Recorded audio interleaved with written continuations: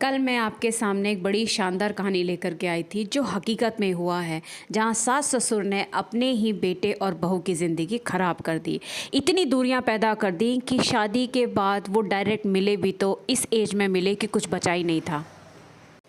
इन बूढ़े और बेचारे दिखने वाले आंटी अंकल जिनकी कहानी मैं आज आपको सुना रही हूँ, एक टाइम पे आपकी तरह मैं भी इन पे बहुत तरस खाया करती थी, पर तब तक मुझे सच नहीं पता था और जब तक सच पता चला तब तक बहुत देर हो चुकी थी। खुद शादीशुदा ज़िंदगी में दोनों बहुत मज़े से रहते हैं, लेकिन अपने बच्चों की ज़िंदगी आते ही इनके अचानक से इनके बुढ़ापा सर पे चढ़ जाता है, वो भी 50-55 की उम्र में। क्यों लदना है, क्यों लदना है? कुछ माँ बाप होते हैं जो वाकई में जिनको अपने बेटे बहू की ज़रूरत होती है, पर इन जैसे सरकारी नौकरी, गाड़ी, घर पेंशन, पैसा सब कुछ है, लेकिन फिर भी अब अपनी तो खाली, अब दूसरों की ज़िंदगी अब हम बर्बाद करेंगे। शादी के बाद ही कुछ इन बूढ़े माँ बाप को अपने बेटे के अंदर श्रवण क्यों ढूंढना होता है? श्रवण ढूंढना ही है तो शादी मत कराओ, रखो उसको अपने पास, अपनी प्रॉपर्टी से शादी करा दो, अपनी पेंशन से शादी करा दो, अपनी गाड़ी बंगले से शादी करा दो। लड़की की ज़िंदगी क्यों बर्बाद करनी है? आज की कहानी को लेकर के मैं इतना भावुक क्यों हूँ, आज ही की कहानी में मुझे इतना गुस्सा क्यों आ रहा है? क्योंकि एक छोटी सी चीज़ है कि 2-4 लोग बूढ़े होने के नाम पे, सास ससुर के नाम पे, पति के नाम पे 22 साल की उम्र में शादी होने के बाद 50 साल की औरतें हो जाती है एक ही रिश्ते में कैद, और वो उनकी ज़िंदगी जैसे कोई मायने नहीं रखती, जैसे कोई मायने नहीं रखती। सिर्फ 2.5 साल के रिश्ते में अब ये रिश्ता सामाजिक रिश्ता ही बन के रह गया था। पति पत्नी के बीच में ना बातचीत थी, ना किसी तरीके का किसी भी तरीके का इमोशन बॉन्ड था, और फिज़िकल रिलेशन तो जैसे भूल ही जाओ। अंकल ने तो ऐसा बन गए थे कि उनको अपने माँ बाप के अलावा कुछ नहीं दिख रहा था। आंटी को गलत होता सब साफ साफ दिख रहा था। क्यों? क्योंकि उन बूढ़े बुढ़ियों के, इनके सास ससुर के 2 बड़े बेटे भी थे, लेकिन उनके सामने चूं नहीं निकलती थी। जो दबता था उसे इतना दबा दिया गया कि वो अपने परिवार को, अपने बीवी बच्चों को देखना बिल्कुल मुनासिब ही नहीं समझ रहा था। आज की कहानी अगर मैं सिंपल और शॉर्ट तरीके से बताऊं कि एक ऐसे इंसान के साथ अगर आपकी शादी हो जाए जो माँ बाप का बिल्कुल लाडला बेटा है, भाई का बहन बन जाता है, भाभीियों का देवर बन जाता है, बड़े भाइयों का छोटा भाई बन जाता है, लेकिन पति नहीं बन पाता। और कुछ समय में ही पत्नियों को भी ये बात बहुत अच्छे से समझ में आ जाती है कि हम यहाँ शादी करके सिर्फ बच्चे पैदा करने नहीं आए हैं, हमारी भी कुछ ज़रूरत है, हमारी भी कुछ इमोशनल, हमारी भी बहुत सारी ज़रूरतें हैं जो इस पति के द्वारा ही पूरी होती है। पति को भी पत्नी की ज़रूरत है, पत्नी को भी पति की ज़रूरत है। इन हालातों में ज़्यादातर पता है क्या होता है? ये होता है कि एक समय ख़त्म हो जाने के बाद पति रेंगता हुआ पत्नी के पास वापस आता है, लेकिन क्या तब ज़रूरत होती है पति की? लोगों को यही दिखाई देता था कि वो अब अलग रहती है, नौकरी कर रही है, अच्छी दिखती है, सेहतमंद दिख रही है, बच्चे पाल रही है, उसको किस चीज़ की ज़रूरत है? ज़रूरी नहीं है जो बाहर इंसान आपके साथ हंस बोल रहा है उसके अंदर क्या चल रहा है वो आप जानते ही होंगे। कुछ बहुत बड़ा देखना ही चाहते हैं सोसाइटी के लोग, तभी इतनी बकवास करते हैं। उन आंटी के दिमाग में हमेशा या तो तलाक की बात चलती थी, तलाक से डर करके, या फिर सुसाइड की बात चलती थी। तलाक के झमेले, उसका खर्चा, बार बार की अटेंडेंस बहुत मुश्किल है, और हमारे लिए, हिंदुस्तानी औरतों के लिए तलाक बहुत बड़ी चीज़ है। आज भी घुटना पसंद कर लेंगे, लेकिन तलाक बहुत रेयर केसेस में हिम्मत जुटानी पड़ती है। यहाँ मैं आपको वो सुनाने वाली हूँ जिसे सुनकर के मेरा भी दिमाग ख़राब हो गया था। यहाँ पे जो षड्यंत्र और जो परपंच जो सास ससुर और जेठ जेठानी द्वारा चल रहा था ना, वो अंकल को समझ नहीं आ रहा था, लेकिन एक अच्छी पत्नी को दूरदृष्टि भी साफ दिखाई देती है। ये मजाक नहीं है, ये आप अपनी वाइफ से जज करके देख लेना। एक लड़के को पढ़ा लिखा करके आपने एक नौकरी में रख दिया, और बाद में उसी लड़के की नौकरी अब आप खा रहे हो, ये सोच करके और ये कह करके कि हमारी ये जो घर प्रॉपर्टी है, हमारी जो पेंशन है, ये सब कुछ तेरा ही तो है, नौकरी में अब क्या रखा है। और वो दिन दूर नहीं था कि अंकल ने अपनी प्राइवेट जमाया बिजनेस धीरे धीरे डुबा दिया, और पूरी तरीके से उस घर के नौकर और पिट्ठू बन के रह गए। अंकल भले ही अपनी ईमानदारी से सास ससुर को पूरी सेवा दे रहे थे, लेकिन याद रखिए उनके भी 2 बड़े भाई और भाभी थे। क्या वो इतनी आसानी से पूरी प्रॉपर्टी जाने देते? क्या वो आसानी से इसको सब कुछ देने देते थे? उनको अच्छी तरीके से पता था कि हम सास ससुर के लिए कुछ नहीं कर रहे। वो भी डरते थे और बीच बीच में फ़ोन करके लप्पा झप्पा करते रहते थे। रिश्तों में धोखा षड्यंत्र, अपनों में ही धोखा षड्यंत्र, और आपका पति वो चीज़ ना देख पाए ये कह करके कि ये मेरी माँ है, इसने मुझे जन्म दिया है, ये मेरा बाप है, इसने मुझे पाल पोस के बड़ा किया है। सीधी सी बात थी भैया, शादी क्यों की, फिर बच्चे क्यों करे अगर करना ही नहीं था, उनका करना ही नहीं था। तो देखते ही देखते अंकल कर्जे में डूब गए, काम धंधा चौपट हो गया और अब वो पूरी तरीके से सास ससुर पे लद चुके थे। अब ये हालात हो गए थे कि अब उन्हें नौकरी छोड़ करके, बिजनेस छोड़ करके बार बार उन्हें हॉस्पिटल लेके भागना होता था। अब घर में पैसा भी कम आने लगा था, बच्चों की पढ़ाई पे फ़र्क पड़ रहा था, आंटी की सेहत पे भी फ़र्क पड़ने लग गया था। वो दिन अब दूर नहीं था कि आंटी की मेंटली हालत ख़राब होती जा रही थी अपने इस बेकार से पति को देख करके, और उससे भी ज़्यादा अपनी डूबती हुई ज़िंदगी को। वो ऐसा, आप जस्ट इमेजिन कीजिए कि आपके हाथ पैर बांध करके आपको एक पिंजरे में कई सालों की सज़ा, जिसकी आपने गलती भी नहीं की। रिश्ते से बाहर निकलने की भी सोचो तो सोसाइटी का डर अलग होता है, सोसाइटी में भेड़िए भी अलग घूम रहे हैं, बच्चों का चेहरा सामने आ जाता है। वो घुटन आप महसूस कर सकते हो। एक छोटी सी बात अपनी कहानी में मैं ऐड करना चाहती हूँ। एक 50-55 साल के कपल जब अपने बेटे की शादी कर देते हैं, उनको तब से ही अपने 70 साल में क्या होगा उसकी चिंता इतनी सताने लगती है कि वो अपने बेटे की गृहस्थी को खा जाते हैं।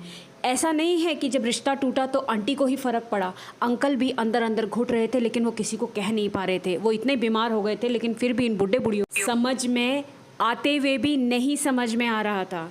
समय बीतता गया, कई साल हो गए, 10-12 साल हो गए, और आज हालात ऐसे थे कि वो बुढ़े बुढ़िया फास्ट वॉक कर रहे हैं और अंकल का चलना तक मुश्किल हो रखा था। वज़न अंकल ने इतना बढ़ा लिया था कि उनको शुगर हो गई थी और वो इंसुलिन लेना शुरू कर दिया था।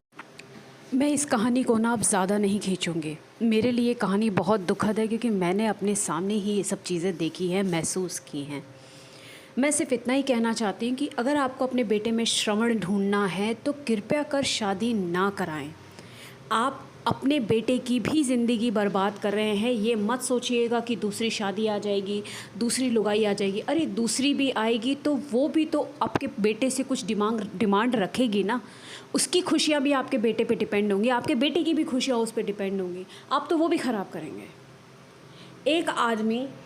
एक आदमी का बेवकूफ़ानापन, एक बूढ़े माँ बाप का स्वार्थ, बड़े भाई भाभीयों का लालच और नंदों का परपंच अपने ही बेटे की ज़िंदगी इस हद तक ख़राब कर दी थी कि बाद में क्या हुआ आप सुनेंगे तो आपको भी रोना आ जाएगा। कुछ सालों बाद, इस चीज़ को 20 साल हो गए थे, 20 साल में शायद ही आंटी अंकल का ठीक से एक पति पत्नी वाला रिश्ता रहा हो। आंटी ने इन 20 सालों में अपने सारे फ़र्ज़ निभाए। अकेले अपने बच्चे नहीं पाले, बिल्कुल पाले। हर तीज त्यौहार, हर करवा चौथ, वट सावित्री व्रत, तीज, क्या नहीं अंकल के लिए करा। अंकल अवेलेबल नहीं होते थे, सिर्फ माँ बाप के पीछे लगे रहते थे और वो माँ बाप भी इस चीज़ को एंजॉय करते थे। कैसे आपके हलक के नीचे से रोटी उतरती थी कि आपका बेटे की भी एक गृहस्थी है।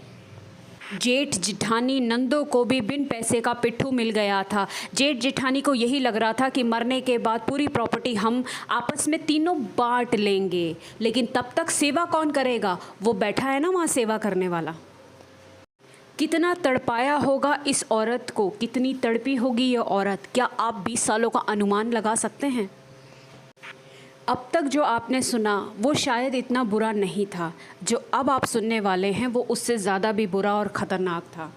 20 सालों बाद कुछ वक्त का फेरा हुआ, कुछ ऐसे बदलाव हुए थे कि अंकल के अंदर ऑल ऑफ सडन क्या चेंज आया पता नहीं, पर एक दिन उन्होंने आंटी को फ़ोन किया और कहा कि मैं अपने बीवी बच्चों के पास वापस आना चाहता हूँ। क्या था कोई नहीं जानता था। अंकल की वहाँ तबीयत भी ख़राब रहती थी, उसकी खबर भी आंटी तक नहीं पहुँचती थी। और ऐसा एक दिन आया भी, कुछ महीनों पहले ही अंकल अपनी वाइफ के पास, अपने बच्चों के पास वापस आए। तब वापस आए जब बच्चे कॉलेज जाने लगे थे। पर पता नहीं अचानक दोस्तों क्या हुआ। एक हफ़्ता हमने उस परिवार की बाहर हॉलिडे की, रेस्टोरेंट में खाने की, हमने 2-4 फ़ोटो ही देखी थी कि एक हफ़्ते बाद ही अचानक से फ़ोन आता है कि अंकल रात सोए थे, सुबह उठे ही नहीं।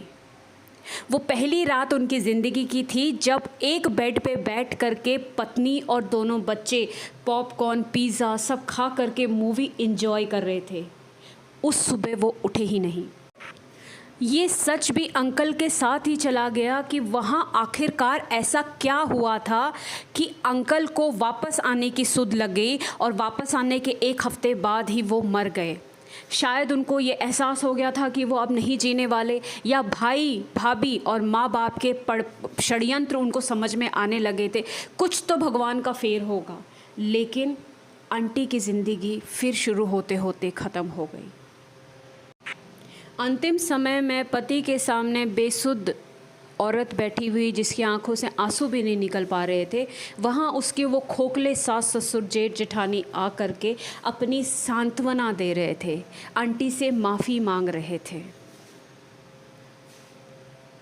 कितना कितना दोगलापन आप सोच सकते हैं। फिर आप हार जाते हैं दुनिया से, दुनियादारी से, अपनों से आप हार जाते हैं और आपको लगता है कि हारना ही सही है, क्योंकि ये जानवर है और हम जानवर नहीं बन पाए।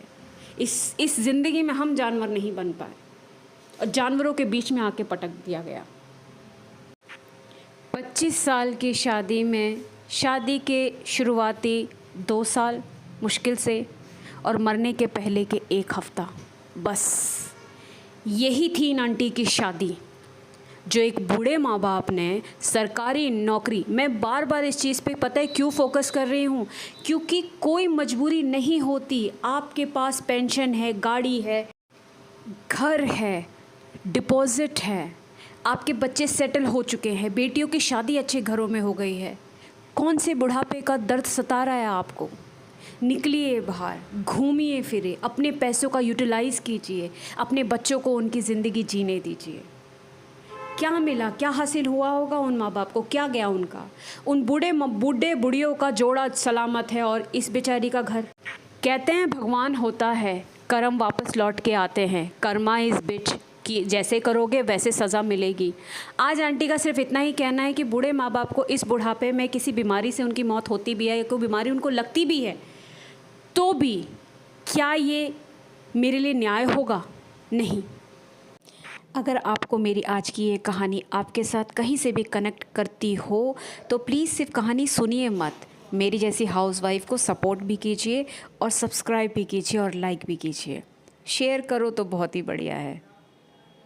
मैं जल्द ही आपको अपना फेस भी रिवील करूँगी, तो मेरे इस चैनल को लाइक कीजिए।